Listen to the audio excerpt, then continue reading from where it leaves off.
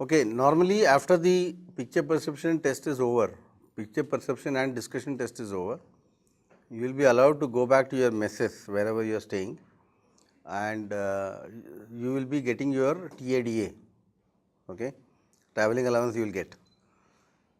Once you collect that, you will be asked to have your lunch, pack up your baggage and assemble at the testing room again.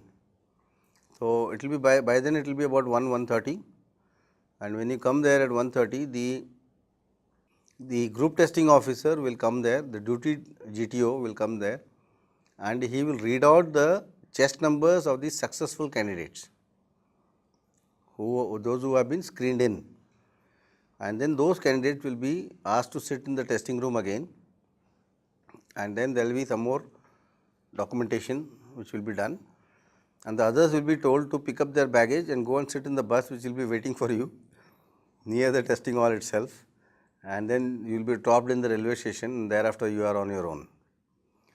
So, whenever you are going for SSB, always book 2 tickets, one for the first day, in case you get rejected on the first day you should be able to come back home safely, and one for the 5th day, in case you get rejected or conference out, you can come back home safely. And a very optimistic candidate should book actually 3 tickets.